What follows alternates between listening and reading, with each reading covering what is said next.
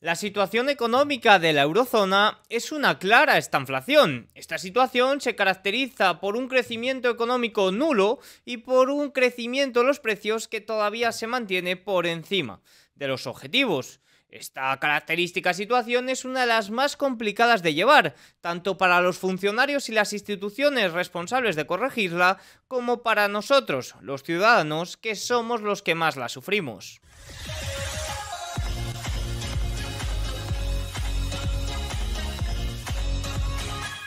Muy buenas a todos y bienvenidos un día más al canal. Hoy es jueves 28 de noviembre de 2024 y hoy es Día de Acción de Gracias y Wall Street está cerrado. Por tanto, no tenemos mercado americano, pero sí que hemos tenido mercado asiático y europeo y gran cantidad de datos, en este caso por el lado de la inflación, en la región de la eurozona que vamos a tratar con detalle. Pero claro, vamos a poner también un poco de énfasis a la difícil situación que vive Europa, que ya la hemos comentado en numerosas ocasiones, pero vamos a centrarlo un poco más en esa situación tan difícil de esta inflación y cómo se puede corregir o cómo nosotros como ciudadanos podríamos cubrirnos ante ello. Vamos a arrancar hablando del dato de inflación en España. Fíjense, los precios registraron en noviembre un aumento del 0,2% intermensual, es decir, respecto al mes de octubre. Aquí podemos verlo en imagen como en octubre aumentó un 0,6%, ahora en noviembre respecto a octubre ha subido un 0,2%. Vale, este crecimiento intermensual está muy en línea con el objetivo, ya que el objetivo es ese 2% y si aumenta un 2% intermensual y se anualiza, estaría más bien alrededor de esa cifra. Fíjense como durante el año 2024 sobre todo hemos vivido un inicio de año donde la inflación, el crecimiento de los precios intermensual se ha acelerado de una forma bastante considerable, como por ejemplo en marzo y abril, que logró marcar 0,8 y 0,7% respectivamente de crecimiento intermensual, y luego hemos tenido un verano donde el crecimiento se ha frenado, incluso hemos observado deflación intermensual durante un trimestre completo, desde julio hasta septiembre. Ahora ya de cara a final de año pues hemos vuelto de nuevo a esos crecimientos intermensuales y oye, yo creo que aquí es donde hay que poner el foco ahora, porque vamos a hablar de las tasas interanuales, vamos a comentar que ha habido un aumento de un 0,5, un 0,6% respecto a la tasa interanual de octubre, pero ya viendo que las tasas interanuales están claramente estabilizadas, donde hay que poner el foco es aquí, que no veamos aceleraciones y que en caso de ver deflaciones, en caso de ver caídas intermensuales, que no sean de unos cuantos meses, porque eso podría derivar a desaceleración o crecimiento o recesión económica. Lo suyo, como digo, es un crecimiento acorde a esto, a un 0,2, 0,3, 0,1% de forma constante para los próximos meses. Lo que dejaría la inflación anual, la tasa de inflación anual estimada del IPC en el 2,4%, por encima de las estimaciones del 2,3%, eso sí, es el dato preliminar, el dato se revisará en unas semanas, lo que supondría un aumento de 6 décimas en su tasa anual, ya que el mes de octubre fue una variación del 1,9%. Como digo, cuidadito, porque claro, estamos comparando con unos datos de octubre que también estaban aquí en torno al 3,5%. Vemos un aumento muy considerable, pero fíjense cómo en octubre de 2023 a noviembre hubo una caída de 3 décimas. Por tanto, hay 3 décimas de efecto base y 2 de crecimiento de los precios. Pero es que el crecimiento de los precios no es malo, recuerdo. Podríamos lograr se podría lograr el objetivo de inflación del 2% ya en 3 meses, pero claro, eso podría traer una deflación tan fuerte que podría derivar en recesiones o desaceleraciones y problemas mucho más graves. Por tanto, ni lo que ha ocurrido este verano de esa aceleración de la desinflación es bueno, ni un crecimiento fuerte es bueno. Un crecimiento estable es un poco lo mejor y es ahora mismo un poco donde nos encontramos. Ahora, ¿qué ocurre? Pues que fíjense, la inflación de los precios o la inflación del lado de los servicios, la inflación subyacente es lo que se mantiene todavía en niveles elevados y eso, pues oye, es un problemilla. Fíjense que la inflación subyacente se mantiene en el 2,4%, todavía no ha logrado esos objetivos y sobre todo comparándola con un dato, fíjense, del 4,5%. Todavía estamos lejos de estabilizar los datos subyacentes y es que al final aquí ocurre un poco lo mismo que comentamos en Estados Unidos. Es la inflación de los servicios la que se mantiene todavía elevada y son los bienes los que están actuando un poco de caída o de la desinflación. La inflación de los servicios es esa inflación pegajosa que cuesta tanto de volver al objetivo y que si se quiere lograr con ese aterrizaje suave sin que produzca males mayores en la economía va a tardar bastante tiempo en lograrse. De ahí que habláramos de, oye, tasas neutrales un poco superiores a esos objetivos y demás, aunque la situación de la eurozona ahora vamos a ver que es bastante compleja y no tanto por España, que es un poco el mejor país de la región, podríamos decir, en estos momentos. Nos vamos a Alemania. La tasa de inflación interanual en Alemania subió al 2,2% desde el 2% en octubre, eso sí, ligeramente por debajo de las expectativas que lo situaban en 2,3%. Esto marca, por tanto, el nivel más alto en 4 meses de la tasa interanual. Pero claro, es que hay que hacer un poco, o hay que poner en detalle que estamos comparando, pues fíjense, con unos datos de octubre-noviembre que vimos aquí una caída bastante, perdón, de octubre a noviembre que vimos una caída bastante considerable. Esto es diciembre, el salto que vimos aquí, y aquí vimos una caída de casi el 4% a casi el 3%. Es decir, hay mucho efecto base, y de hecho hay más efecto base en este aumento del aumento que hemos visto intermensual, que ahora vamos a ver cómo el intermensual ha sido negativo. La inflación de los servicios se mantuvo estable en un 4%, mientras que el coste de los bienes disminuyó 1,8 frente al 2,3 interanual que registró en el mes de octubre. Sin embargo, los precios de energía cayeron en menor medida, menos 3,7 frente a menos 5,5% debido, como he dicho, a los efectos base. La inflación subyacente, que excluye los precios volátiles de alimentos y energía, alcanzó un máximo de 6 meses del 3% en noviembre. Fíjense que está ahí encallada en el 3%. España va un poco más adelantado con todo esto. En términos mensuales, los precios del consumidor bajaron un 0,2% después de un aumento del 0,4% en octubre, en línea con las previsiones. Vale, esta imagen no he puesto la que es, si me acuerdo en edición, pongo ahora mismo la buena. Lo que podemos o lo que observamos es un crecimiento negativo durante el mes de noviembre, si lo comparamos respecto al mes de octubre, y esto lo que observa o lo que nos viene a decir es deflación intermensual. Como ven en pantalla, no es muy habitual ver deflaciones intermensuales, ni siquiera en Alemania. Sí que es cierto que ha habido alguna durante los últimos 10 años y, como digo, lo que hay que conseguir es sobre todo que el crecimiento intermensual sea más o menos medio, acorde de los objetivos. El principal problema que observamos en Alemania, que hemos observado también en España y que observamos prácticamente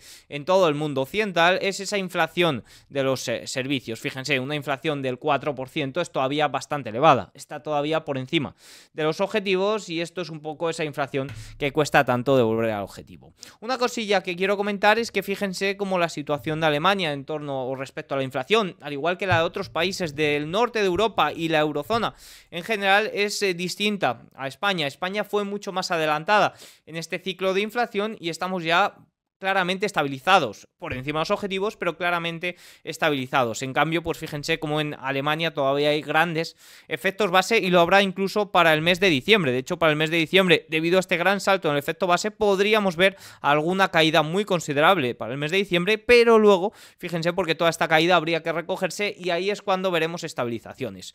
Todo parece indicar que se estabilizará en torno al 2-3%. Vamos a ver si más cerquita del 2%, que podría ser algo positivo, sobre todo para controlar este crecimiento de los precios. Ahora vamos a hablar de la estanflación, porque claro, observando que el crecimiento económico de Alemania correspondiente al tercer trimestre del Producto Interior Bruto mostró un crecimiento solo del 0,1%, cuando el segundo trimestre del año mostró un crecimiento negativo o un decrecimiento del 0,1%, pues podemos ver que en los últimos 6 meses el crecimiento ha sido cero, no ha habido crecimiento en Alemania y de hecho observando datos más presentes como los PMIs, podríamos intuir incluso que los próximos datos de Producto Interior Bruto van a ser negativos. Desde mi punto de vista, solo hay una palabra que puede describir la situación que vive Europa en general, pero ahora Alemania en particular, que es estanflación. Fíjense, la estanflación es un fenómeno económico que combina 3 condiciones desfavorables simultáneamente. Estancamiento económico, un crecimiento del Producto Interior Bruto muy bajo o incluso negativo, que es algo muy evidente. Alta inflación, aumento persistente y significativo de los precios. Podemos observar que el crecimiento de los precios todavía se mantiene casi al doble de lo que es el objetivo, ¿no? Porque, recuerdo, la tasa interanual está cercana al 2%, pero entra en juego mucho efecto base. Si nos vamos a servicios está en torno al 4% y yo en tono que se estabilizará alrededor del 3%. Por tanto, no vamos a hablar del doble, pero sí que vamos a hablar un crecimiento de los precios por encima de los objetivos. Y además lo tenemos que unir con un elevado desempleo. La verdad es que la tasa de desempleo en Alemania, pues durante el mes de octubre subió al 6,1%. Se trata del nivel más alto desde febrero de 2021. No es una tasa ni mucho menos preocupante, pero la tendencia va en esa dirección. Y más si le sumamos esa inestabilidad política tan evidente que tiene durante los últimos meses y semanas, que se ha acentuado, y sobre todo esa dependencia energética, que es el motivo principal que desde el año 2022 ha llevado a Alemania y por tanto a la región de la eurozona a una clara decadencia. Este entorno es particularmente preocupante porque las herramientas tradicionales de política económica no suelen ser efectivas para abordarlo, ya que las medidas que combaten un aspecto como la inflación tienden a agravar otro, como el desempleo. Fíjense, es uno de los escenarios más difíciles de gestionar debido a los siguientes motivos.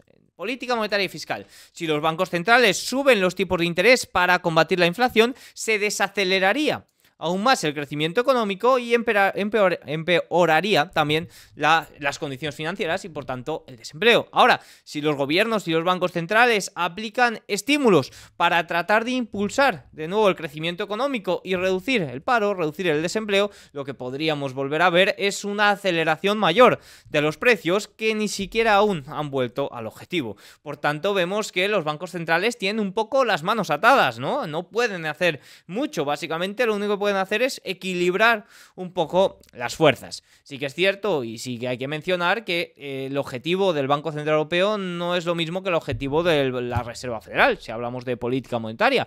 La Reserva Federal tiene 3 mandatos, 2 de ellos, uno es estabilidad de los precios y el otro también es pleno empleo. En cambio, el Banco Central Europeo, su único mandato es estabilidad de los precios. Por tanto, si intuimos a las responsabilidades de Lagarde, su único objetivo es lograr que los precios crezcan en ese 2% interanual. Pero claro, se cargaría, si lo hace de una forma brusca, podría haber un gran riesgo en la economía.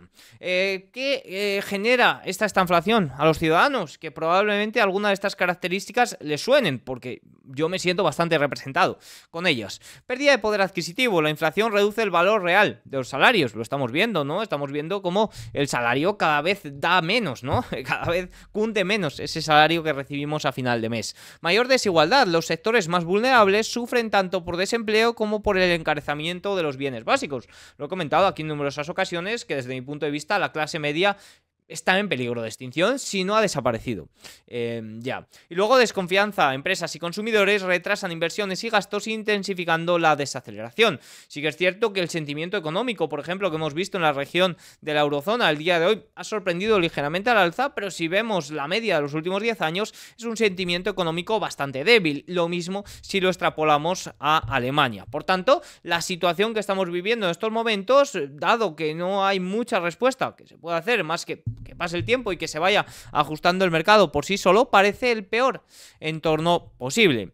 Aunque os voy a decir una cosa, parece un entorno muy desafiante, pero sí que es cierto que hay un peor entorno. Yo creo que es la recesión completa y prolongada. Creo que ahí, cuando vemos caídas de la economía, cuando vemos desempleo bastante elevado y cuando vemos también caída de los precios, que vemos que no somos capaces de generar dinero, que el dinero que ganamos apenas sirve para nada porque hay una deflación muy considerable. Creo que ese es el entorno peor a nivel económico. Pero bueno, sí que es cierto que este entorno, si no es el peor, es uno de los peores debido a que no hay o las herramientas típicas para poder salir de ello son prácticamente imposibles. Y claro, te preguntarás, ¿quién nos ha llevado a todo esto? Bueno, hay muchos factores. Esa gran dependencia energética, como he comentado, ese exceso de políticas fiscales y monetarias de intervencionismo desde el año 2008, que lo que ha provocado es una inflación monetaria de caballo, que ha provocado una gran pérdida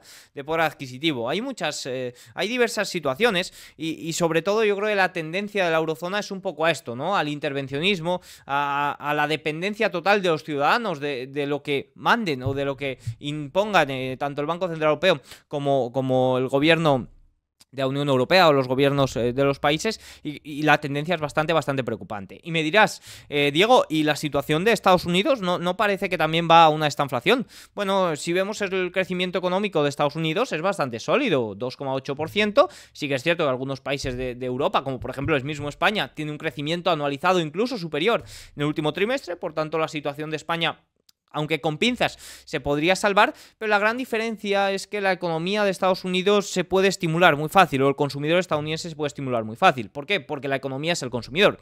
Es decir, el último dato de crecimiento económico de Estados Unidos que conocimos el día de ayer mostraba un crecimiento del 2,8%. De ello, prácticamente un 2,4% se debía al gasto del consumidor. Evidentemente, estimular al consumidor es mucho más sencillo. Al final, la situación de la eurozona o el consumidor de la eurozona es un poco más precavido, al menos lo que parece, y todo el crecimiento económico que estamos observando, por ejemplo, en países como España, se debe al gasto público. Por tanto, en Estados Unidos sí que veo mucho más complicado un entorno de esta inflación tan claro como el de Europa. Sí que es cierto que en Estados Unidos, oye, si el crecimiento económico se frena, podríamos verlo, pero en caso de que se frene, yo creo que los precios también tenderían a ir a la baja de una forma bastante rápida, porque van muy ligados. La inflación al consumidor y el crecimiento económico tienen un punto común, el consumidor, ¿no? Y allí es mucho más evidente. Dicho esto, una pregunta también que deberíamos de hacernos, hablando de esta inflación, porque está muy bien observar el problema, pero ¿cómo nos cubrimos ante ello? Bueno, pues sí que es cierto que aquí en este canal quizás pecamos mucho de hablar del dólar, porque considero que es la única divisa fiat, o una de las únicas divisas fiat que podría considerar como refugio de valor, no como activo refugio de valor, sino como divisa refugio de valor. Es decir, dentro de las divisas creo que es la más sólida. Pero fíjense que nos podemos ir, por ejemplo, al oro, que yo considero activo de refugio ahí de verdad, que fíjense que tiene un comportamiento aún mayor desde el año 2008 frente al euro que frente al dólar. Fíjense que frente al euro el oro se ha revalorizado un 340% desde el año 2008, cuando frente al dólar se ha revalorizado un 197%. Por tanto, veo varias soluciones para tratar de paliar a esto. En primer lugar, invertir. Invertir creo que se ha convertido en una obligación en estos momentos, en esta situación tan peculiar a nivel económico y que tanto poder adquisitivo nos hace perder. En segundo lugar, el oro es una de esas inversiones. Puedes invertir mediante empresas, buscando valor, buscando revalorizar tu cartera de activos, y también un activo muy interesante es el oro, que vemos cómo actúa de cobertura frente a todos estos estímulos fiscales y monetarios. Y fíjense, si nos vamos a observar cómo se comportó el oro, en este caso en la década de los... A ver, lo vamos a poner en semanal. En la década de los 70, cuando sufrimos uno de los claros periodos de esta inflación, bueno, pues aquí lo pueden ver, pasó de 114 a prácticamente 700, ¿no? Por tanto, el oro como cobertura frente a la estanflación parece que es una de las mejores herramientas. Y luego también, lo he comentado en numerosas ocasiones, siempre que hago reflexiones un poco sobre esta inflación monetaria, que es el Bitcoin. El Bitcoin mucho más reciente, evidentemente no tenemos comparaciones de lo que ha hecho en el periodo, en la década de los 70, pero el Bitcoin se lleva comportando muy bien desde su nacimiento como cobertura frente a la inflación monetaria. También un poco como activo refugio digital, un refugio de valor digital, ¿no? Oro físico, Bitcoin más bien digital, o al menos oposita, como yo suelo decir, oposita para ello. Sí que es cierto que hace falta gran adopción todavía por delante, pero se está comportando de ese modo. Dicho esto, vamos a hablar de algunos gráficos relevantes que no me dio tiempo a comentar el día de ayer sobre Estados Unidos. Fíjense, recordamos que durante esta semana Donald Trump, a través de su medio de comunicación o de su red social, hizo un comunicado sobre los aranceles.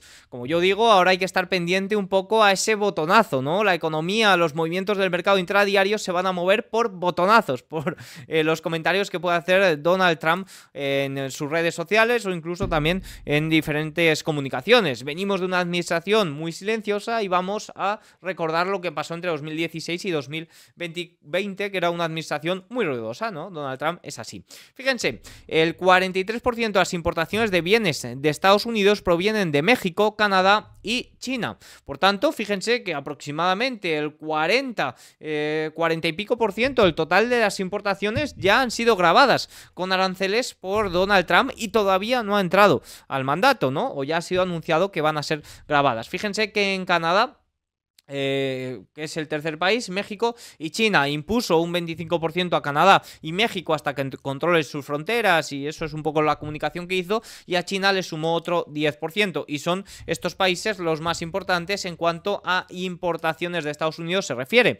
¿A dónde quiero ir con esto? Pues a que, oye, los aranceles, ya hemos comentado durante los vídeos de esta semana que van a ser un arma sobre todo de ingresos extra, es decir, el Tesoro americano va a intentar bajar los impuestos a compañías americanas, pero a cambio, ¿cómo van a compensarlo? Pues además de con reducción del gasto, con aumento de los impuestos que pagan los países que quieren exportar a Estados Unidos. ¿Pero qué pasa? Que esto también genera, o esto también debido a la importación, podría elevar los precios o el crecimiento de los precios en el país. Por tanto, de ahí un poco que haya cierto miedo a repuntes de las expectativas de inflación. Además de esto, el día de ayer conocimos las peticiones iniciales de subsidio, que me acordé que no lo metí en el vídeo. Bueno, como veníamos observando en las últimas semanas, las peticiones iniciales de subsidio siguen en niveles muy bajos, como podemos observar, pero como podemos observar también la línea naranja, las peticiones continuas se mantienen en máximos desde hace 3 años, desde noviembre del año 2021.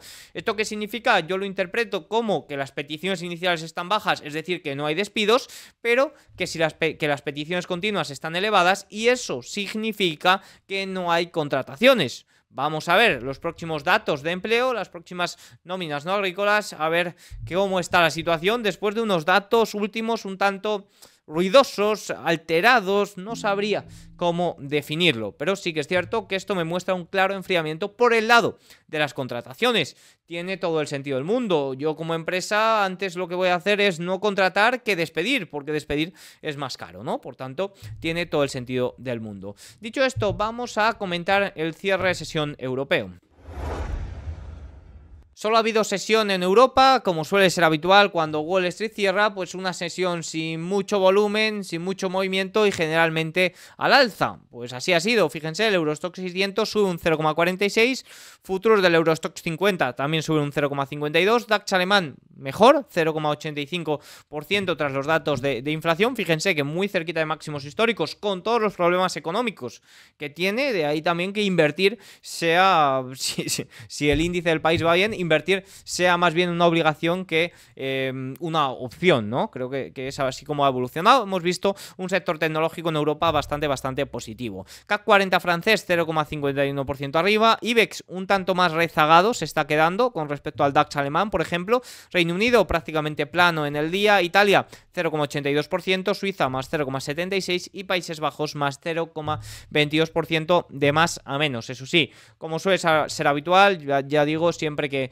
Wall Street cierra solemos ver un comportamiento positivo, y también estamos viendo movimiento un poco en los futuros americanos. No está abierto su mercado, pero fíjense, futuros del S&P 500 recuperan los 6.000 puntos, el Nasdaq sube un 0,46% y el Russell 2000 sube un 0,8%. Los futuros, como digo, si nos vamos a observar Asia, hemos visto una sesión más bien mixta, caídas en el Nifty indio de un 1,46, subidas de un 0,56% en Japón, y Asia más o menos, o en este caso el Hansen, unas ligeras caídas, correcciones después del salto de ayer, cae un 1,2%.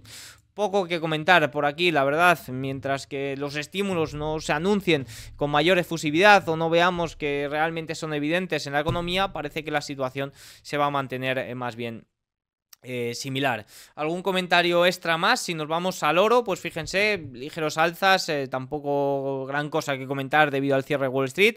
La plata también, ligeros alzas, poco que comentar. Y el Bitcoin, que ayer también se me pasó comentarlo, pero que va camino de atacar de nuevo o de intentar atacar esos 100.000 puntos, 100.000 dólares, perdón. Fíjense que ayer llegó a superar incluso los 97.000. Fíjense que hablábamos en el directo del lunes que uno de los activos que se estaba calentando, que parecía que se estaba calentando, era Ethereum.